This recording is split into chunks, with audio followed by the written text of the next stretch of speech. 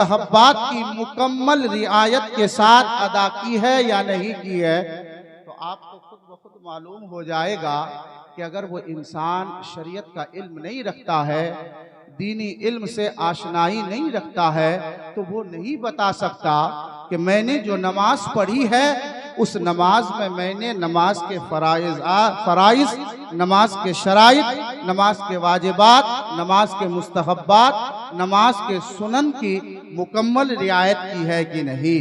तो आप जरा सोचिए, वही इंसान बता सकता है कि मैंने जो नमाज पढ़ी है उस नमाज में मैंने सुन्नतों का भी लिहाज किया, नमाज के मुस्तहब्बात की भी रियायत की, नमाज के वाजिबात की भी रियायत की, नमाज के फ़राइज़ व शराइत का भी लिहाज किया।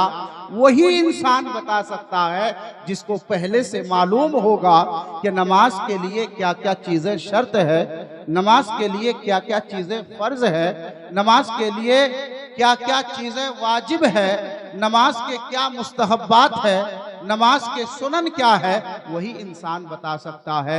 अब बताइए, ये सब जानेगा कौन? ये वही इंसान जानेगा जो दीन का इल्म हासिल करता है। इसलिए दीन का इल्म ये उलमा हासिल करते हैं, ये उलमा आपको बताते हैं कि नमाज के फ़राइज़ क्या है, शराइत क्या है, वाजिबात क्या है। और जब आपको पता ही नहीं कि नमाज के अंदर क्या चीज़ वाजिब है, नमाज के अंदर क्या चीज़ फ़र्ज है, तो आपने उस फ़र्ज की रियायत की है कि नहीं की है, उस वाजिब को अदा किया है कि नहीं किया है। जब यही मालूम नहीं तो फिर आप कैसे कह सकते हैं कि मैंने जो नमाज पढ़ी है मेरी वो नमाज सही और दुरुस्त है। इसलिए अजीज़ान गिरामी, इल्म हासिल कीजिए। जब तक आप इल्म हासिल नहीं करेंगे, इल्म हासिल किए बगैर नमाज पढ़ेंगे, वो नमाज शरीयत के मुताबिक अदा नहीं कर सकते। रोज़ा रखेंगे, वो रोज़ा शरीयत के मुताबिक अदा नहीं कर सकते। हज के लिए जाएंगे, आप हज शरीयत के मुताबिक अदा नहीं कर सकते। इबादतों को शरीयत के मुताबिक अदा करने के लिए ज़रूरी है कि बंदा शरीयत का इल्म हासिल करे। ज़रा सोचिए, नमाज इस्लाम में फ़र्ज़ आइन है, हज साहिब इस्तिताअत पर फ़र्ज़ है, ज़कात अदा करना साहिब निसाब पर फ़र्ज़ है। अब जब बंदा को मालूम ही नहीं होगा तो बताइए इन फ़राइज़ को वो कैसे अदा करेगा। इसलिए इस्लाम के जो फ़राइज़ है, इस्लाम के जो आमाल है, इस्लाम में जो इबादतें हैं, उन इबादतों को सही तरीके से अदा करने के लिए आपको इल्म हासिल करना पड़ेगा। और इल्म हासिल करने के लिए इन मदारिस का क़याम हुआ है। और अगर कोई इंसान मदारिस में आकर के दाखिला लेकर के इल्म हासिल नहीं कर सकता तो उनके लिए सहूलतें पैदा की गई है कि आप जिस मस्जिद में नमाज पढ़ते हैं, आप उस मस्जिद के इमाम से राब्ता कीजिए। वो इमाम आपको बताएगा कि नमाज के लिए क्या चीज़ ज़रूरी है, नमाज पढ़ी कैसे जाती है। और आप अगर ये कहते हैं कि हम पढ़े लिखे नहीं हैं और हमें जानकारी नहीं है, नमाज पढ़ लेंगे हो या ना हो अल्लाह माफ कर देगा, इस ख्याल में मत रहिए। इसलिए कि ये आपकी फिक्र है, ये सोच शैतान ने आपके दिमाग में डाला है कि हम पढ़े लिखे नहीं हैं, नमाज जैसी भी पढ़ेंगे अल्लाह माफ कर देगा। हम पढ़े लिखे नहीं हैं, हज जिस तरीके से भी अदा करें हज अल्लाह कबूल कर लेगा। नहीं अजीज़ान गिरामी, ये गलत फहमी हमारे ज़हनो दिमाग में शैतान ने पैदा किया है। आकाए दो आलम ने हमें क्या तालीम दी है, हमें तो उस तरफ तवज्जो देनी चाहिए। आकाए दो आलम सल्लल्लाहु अलैहि वसल्लम ने इरशाद फरमाया, ज़म्बुल जाहिले ज़म्बान वो ज़म्बुल आलिमे ज़म्बुन वाहिद। नबी पाक फरमाते हैं कि आलिम का गुनाह 2 गुनाह हुआ करते हैं और जाहिल का 1 गुनाह 2 गुनाह हुआ करते हैं और आलिम का 1 गुनाह हुआ करता है। अब इसको मैं समझाने के लिए आपको बताऊं कि एक इंसान है, वो झूठ बोल रहा है, तो झूठ बोलने पर उसको तो गुनाह मिलेगा, 1 गुनाह उसको झूठ बोलने पर मिलेगा। लेकिन अब इंसान को मालूम नहीं है कि शरीयत में झूठ बोलना हराम है, तो उसने जो ये जानकारी हासिल नहीं की, इसकी बुनियाद पर 1 गुनाह मिलेगा। इसलिए नबी ने फरमाया, जाहिल का गुनाह 2 गुनाह होते हैं और आलिम का गुनाह 1 गुनाह होता है। आलिम को अगर गुनाह मिलेगा तो झूठ बोलने का गुनाह मिलेगा, लेकिन उसको तो ये मालूम है ना कि झूठ बोलना हराम है, तो ना जानने का गुनाह उसको नहीं मिलेगा। इसलिए ये दिमाग में अगर बात आए ना कि हम पढ़े लिखे नहीं हैं, नमाज पढ़ लेंगे अल्लाह माफ फरमा देगा, रोजा रख लेंगे अल्लाह माफ फरमा देगा, हरगिज ऐसा नहीं है। मजहबे इस्लाम वो पाकीज़ा मजहब है जिसमें जहालत कोई उज्र नहीं है, जहालत कोई मजबूरी नहीं है, बल्कि रसूल पाक ने तो ये इरशाद फरमाया कि ऐ मुसलमानों, इल्म दीन का हासिल करना हर मुसलमान मर्द औरत पर फर्ज है। इल्म हासिल करने के लिए कोई खास वक्त नहीं होता है, पूरी जिंदगी है इल्म हासिल करने के लिए। अगर आप मदरसे में आकर दाखिला नहीं ले सकते हैं तो अइम्मा से राब्ता कीजिए, उलमा से राब्ता कीजिए। और हमें ये कहाँ गवारा है कि हम किसी आलिम के साथ बैठे, हम किसी आलिम की संगत में चले। ऐ लोगों, इल्म अल्लाह की वो अजीम नेमत है जिस नेमत के सबब इंसान बंदा, जिसके सबब नुक्ते उरूज को पहुंच जाता है। यही वो इल्म है जिसके जरिए इंसान अपनी आवारा पेशानी को बारगाहे रब्बुल आलमीन में बंदगी करने का अंदाज सिखाता है। यही वो इल्म है, याद रखिए, जिसके जरिए इंसान को वो फजीलत हासिल होती है और इंसान के दिल में खौफे खुदा पैदा होता है, जिसका जिक्र परवरदिगार आलम ने कुरान करीम के अंदर खुद इरशाद फरमाया, इन्नमा यख्शल्लाह मिन इबादिहिल उलमा, कि अल्लाह से उसके बंदों में से वही डरते हैं जो इल्म वाले हैं। अजीजान गिरामी, इल्म हासिल कीजिए, इसलिए कि हम और आप मजहब इस्लाम के मानने वाले हैं। हम कहते हैं कि इस्लाम के फॉलोवर है, लेकिन ऐ लोगों, जिस मजहब के तुम मानने वाले हो, जिस मजहब की तुम पैरवी करते हो, उस मजहब की जिंदगी कोई और नहीं है। इमामुल अंबिया ने मजहब इस्लाम की जिंदगी नमाज को करार नहीं दिया है, मजहब इस्लाम की जिंदगी रोजों को करार नहीं दिया है। इमामुल अंबिया ने फरमाया, ऐ मेरे कलमा पढ़ने वालों, जिस मजहब की तुम तारवी पैरवी करते हो, नबी फरमाते हैं अल इल्म हयातुल इस्लाम, उस मजहब इस्लाम की जिंदगी इल्म है। अगर मजहब को जिंदा रखना चाहते हो, मजहब की हयात चाहते हो, अपने इस्लाम की जिंदगी चाहते हो, तो इल्म हासिल करो। इंसान नमाजें पढ़ लेता है, रोजा रख लेता है, नमाज पढ़कर अपने आप को नमाजी बना सकता है, रोजा रख करके अपने आप को इबादत गुजार बना सकता है, लेकिन इस्लाम को गालिब नहीं कर सकता। मजहब इस्लाम सिर्फ इल्म से गालिब होगा। इस मजहब इस्लाम को गलबा अगर हासिल होगा, वो सिर्फ इल्म के जरिए हासिल होगा। इसलिए इल्म हासिल कीजिए। और आपको मैं ये भी बता दूं कि आज हमारा हाल ये है कि हम शरीयत का इल्म हासिल करने के मामले में बहुत पीछे हैं। अगर कहीं उलमा की मजलिस सजी है तो हम दूर भागने की कोशिश करते हैं कि वहां जाएंगे तो नमाज के बारे में बताएंगे, रोजे के बारे में बताएंगे। इंसान दूरी इख्तियार करता है, लेकिन ऐ लोगों, जरा सोचो, यही वो इल्म है कि जब इंसान इस इल्म को हासिल कर लेता है तो फिर उसे हमेशगी की जिंदगी हासिल हो जाती है। इसलिए अगर अबदी जिंदगी चाहते हो, कभी मरना नहीं चाहते हो, तो इल्म हासिल करो। इमामुल अंबिया ने फरमाया, मन सारा बिल इल्म हय्यन लम यमुत अबदा, कि जो इल्म दीन हासिल कर लेता है वो कभी मरता नहीं है। आज इस रूए जमीन पर हजारों लाखों की तादाद में उलमा और फुजला मौजूद है, और लाखों की तादाद में इस रूए जमीन पर उलमा, फुजला, दानिशवरान, अरबाब हल्लो अक्द, उलमा, मुफ्तियान निज़ाम, मुहद्दिसीन, मुफस्सिरीन पैदा हुए और अपनी अपनी जिंदगी में उन्होंने दीन की खिदमत करके इस दारे फानी से रुखसत हो गए और उनके गुजरे हुए सदियां बीत गई, जमाने बीत गए, लेकिन जो अपने जमाने में उन्होंने किताबें लिखी थी ना, जो तसनीफात की थी, जो उनकी तालीफात हैं, आज भी इस रुए जमीन पर मौजूद है। आज भी जमाना उनकी लिखी हुई किताबों से इस्तेफादा कर रहा है। आज भी जमाना उनकी किताबों को पढ़ करके कोई आलिम बन रहा है, कोई हाफिज बन रहा है, कोई मुफस्सिरे कुरान बन रहा है, कोई फकीह बन रहा है। मैं पूछना चाहता हूं कि उलमा तो गुजर गए, वो नहीं है, लेकिन उनकी किताबें मौजूद है। आज भी कौम मुस्लिम उन किताबों को पढ़ करके अपनी इल्मी तिश्नगी को बुझाती है। चुनांचे जब तक वो किताबें इस रुए जमीन पर मौजूद रहेंगी, उनका नाम बाकी रहेगा।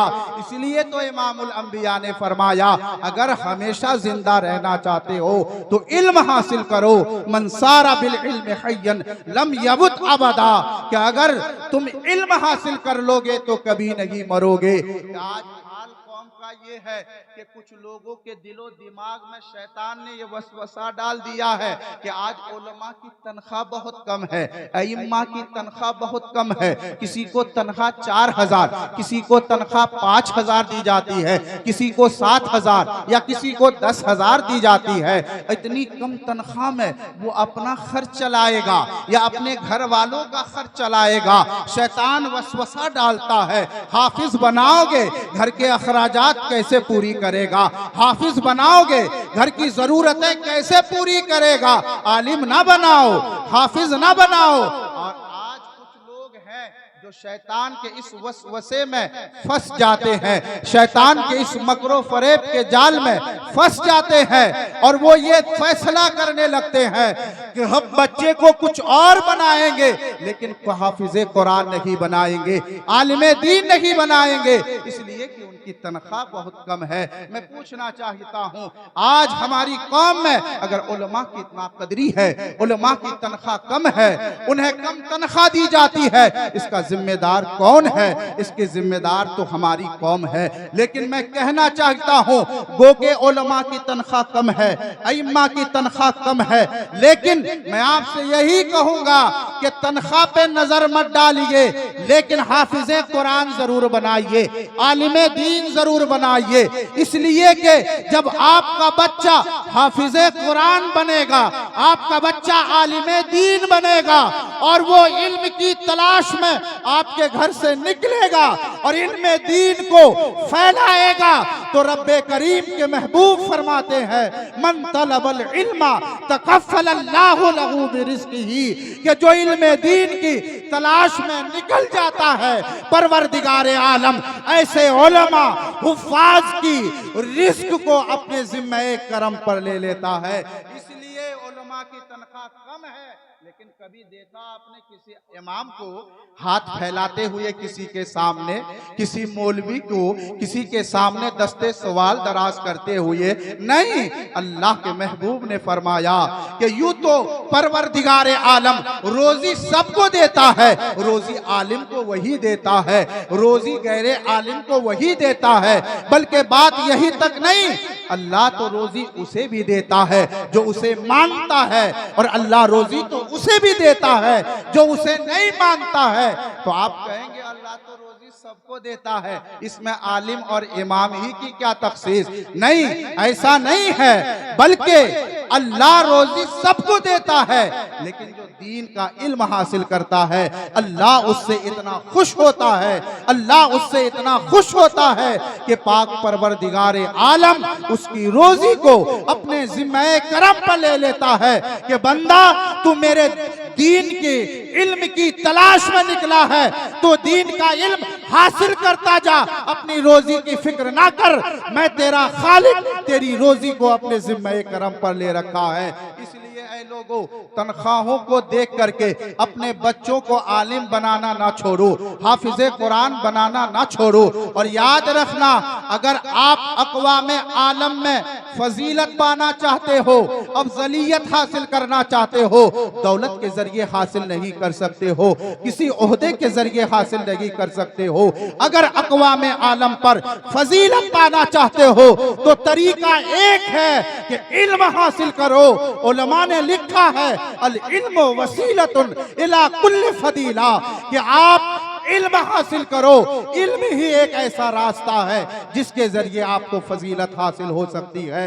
हमारे बड़े बुजुर्ग लोगों को समझाने के लिए ये एक सादी सी मिसाल दिया करते थे कि है लोगों, एक वो इंसान जो सरकश है, बदमाश है, कभी उसका सर अल्लाह के सामने नहीं झुकता है, वो नमाज नहीं पढ़ता है, लेकिन वही बद इंसान, वही सरकश इंसान जिसका सर खुदा के आगे भी नहीं झुकता, लेकिन जब वो नाई की दुकान पर पहुंचता है ना तो उसका सर उसके सामने झुक जाता है। और सिर्फ झुकता ही नहीं है, नाई सर पकड़ता है, उस तरह हाथ में लेता है, उस तरह को उसके सर पर जिस तरह चाहे फेरता है।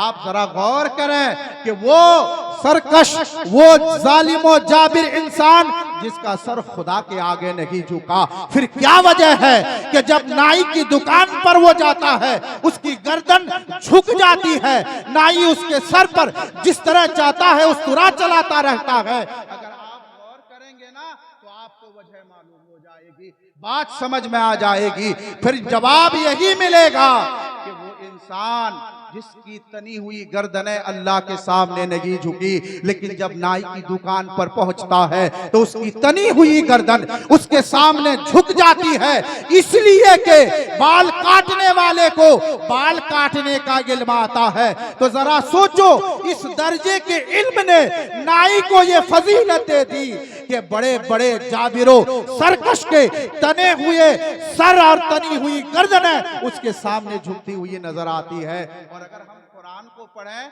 जिस कुरान को अल्लाह ने हमारी हिदायत के लिए नाजिल फरमाया है, कुरान तो इससे भी अगली बात करता है। कुरान कहता है कि ऐ मेरे बंदो, हर कुत्ते से शिकार नहीं खेल सकते, सिर्फ उसी कुत्ते से आप शिकार खेल सकते हो जिस कुत्ते को शिकार खेलने का इल्म दे दिया गया हो, जिसको कल्बे मुअल्लम कहा जाता है। सिर्फ उसी कुत्ते से आप शिकार खेल सकते हैं। अब जरा सोचें, इस दर्जे के इल्म अगर किसी कुत्ते के अंदर आ जाए तो वो कुत्ता और कुत्तों जैसा नहीं रहता है। तो इमामुल अंबिया के गुलामों, जरा सोचो, जिसके सीने में नबी की हदीसों का इल्म आ जाए, कुरान का इल्म आ जाए, उसकी मकाम व मर्तबा का क्या आलम होगा। इसलिए किसी अंग्रेज मुफक्किर ने कहा था कि ऐ लोगों, अगर कौम की तरक्की की जंग लड़ना चाहते हो, कौम की बका की जंग लड़ना चाहते हो, तो मैदाने जंग में जाकर कौम की तरक्की की जंग नहीं लड़ी जाती है। कौम के बका और तहफ्फुज की जंग मैदाने जंग में जाकर नहीं लड़ी जाती है, बल्कि ऐ लोगों, अगर कौम की तरक्की की जंग लड़ना चाहते हो तो जाओ मदरसों की तरफ और मदरसे की टूटी हुई चटाइयों पर बैठकर कुरान और हदीस का इल्म हासिल करो। जिस कौम के बच्चे मदरसे की टूटी हुई चटाइयों पर बैठकर कुरान और हदीस का इल्म हासिल करते हैं, दुनिया की तमाम बातिल ताकतें मिलकर के भी उस कौम को अगर शिकस्त देना चाहे तो उसे शिकस्त नहीं दे सकती। इसलिए उलमा ने कहा, अगर फजीलत हासिल करना चाहते हो, इल्म हासिल करो। फजीलत हमेशा इल्म के जरिए हासिल होती है। आज हम भूल गए अपने पैगंबर की तालीमात को। नबी से मोहब्बत के दावे तो बहुत करते हैं, लेकिन नबी हमें क्या तालीमात दे गए, हमें क्या बता गए, हमने उसे भुला दिया, क्योंकि हमारे कानों के स्वाद कुछ और हो गए, हमारे कानों के चस्के कुछ और हो गए। इमामुल अंबिया ने फरमाया था, सहाबा चार में से बनना, पांचवा ना बनना। चुनांचे सहाबाए किराम ने अर्ज किया कि या रसूल अल्लाह, क्या बने? आका फरमाते हैं, ऐ मेरे सहाबा, अगर बन सकते हो, हदीस के अल्फाज है, उग़दु आलिमा, ऐ मेरे सहाबा, अगर तुम बन सकते हो तो मेरी शरीयत का आलिम बनना। आका शरीयत का आलिम क्यों बने? नबी फरमाते हैं, मेरे सहाबा, मेरी शरीयत का आलिम इसलिए बनना कि जिन्हें तुम सैयद कहते हो, ऐ इमामुल अंबिया के गुलामों, जिन्हें तुम आले रसूल कहते हो, नबी फरमाते हैं वो आले रसूल, वो सैयद खुलिकतिस सादातु मिन सुल्बी व खुलिकल उलमाओ मिन सदरी। ऐ मेरे गुलामों, जिन्हें तुम सैयद कहते हो, जिन्हें तुम आले रसूल कहते हो, वो सैयद तुम्हारे पैगंबर की पुष्ट से निकले गए और मेरी शरीयत के उलमा तुम्हारे पैगंबर के सीने से निकले गए। ये जो कौम के उलमा है, ये पैगंबर इस्लाम के सीने अक़दस के फैज़ याफ्ता है। सरकार फरमाते हैं सहाबा अगर बन सकते हो ना तो शरीयत का आलिम बनना। आज कितने लोग हैं जिन्होंने अपने पैगंबर के इस मुतालिबे को पूरा किया? ये वही लोग हैं जो आज इस मिंबरे नूर पर जलवा अफरोज है।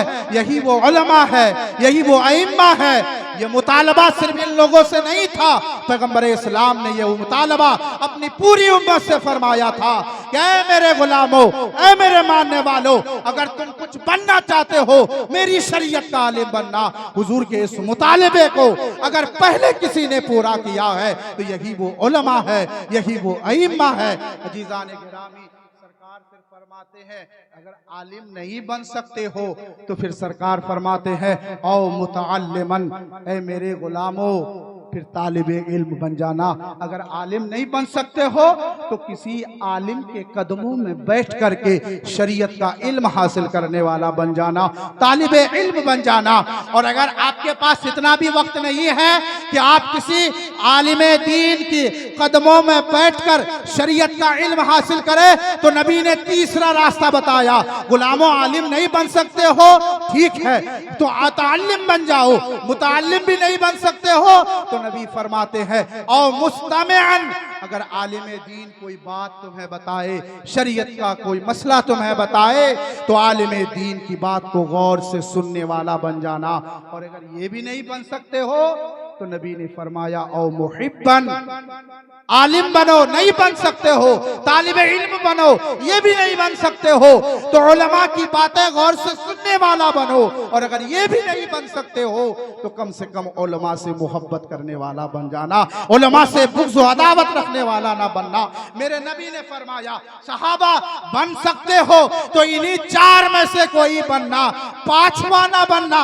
आका फिर क्या होगा? नबी फरमाते हैं अगर पांचवा बन जाओगे तो तुम्हारे लिए हलाकत व बर्बादी है।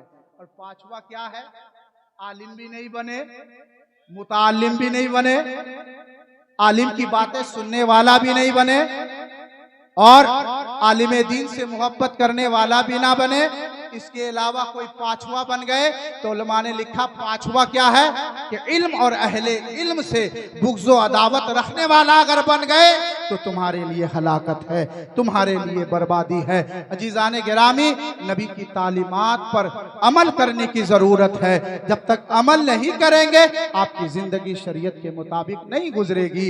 इसलिए आलिम दीन अपने बच्चों को ज़रूर बनाए।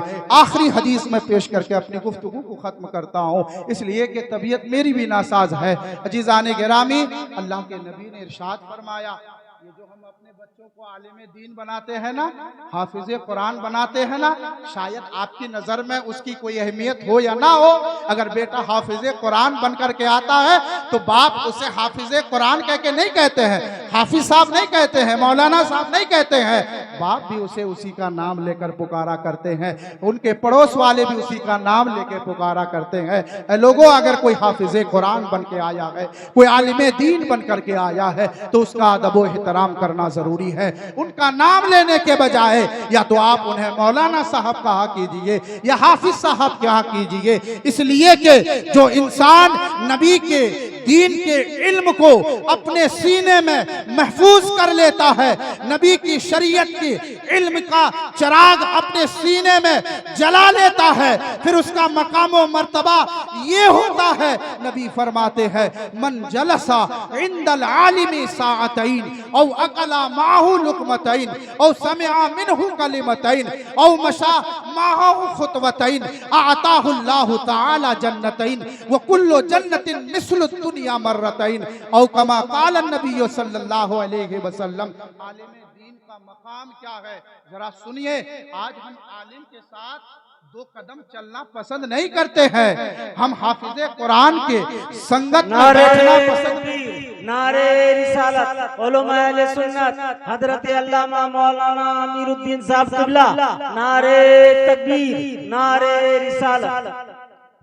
बस इस हदीस की मैं वजाहत करके अपनी गुफ्तगू को खत्म करता हूँ। अजीज़ान गिरामी, अल्लाह के नबी ने फरमाया मन जलसा इंदल आलिम साअतैन, कि जो शख्स किसी आलिम के पास सिर्फ 2 साअत बैठ जाए, 2 घड़ी बैठ जाए, सिर्फ बैठ जाए, कुछ ना करे, कुछ ना सीखे, कुछ ना करे, सिर्फ बैठ जाए, फिर आका फरमाते हैं या औ अकला माहू लुकमतैन, या कोई शख्स किसी आलिम दीन के साथ खाने के सिर्फ 2 लुक़मे खा ले।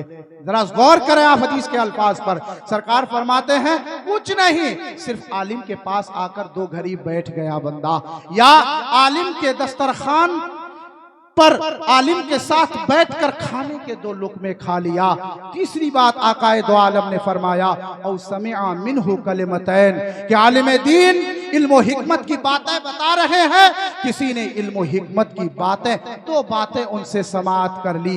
नबी फरमाते हैं औ मशा माहू खुतवतैन, आज हम जिस आलिम के साथ चलना पसंद नहीं करते, उस आलिम की शान इमामुल अंबिया फरमाते हैं औ मशा माहू खुतवतैन, जो किसी आलिम के साथ सिर्फ 2 कदम चले।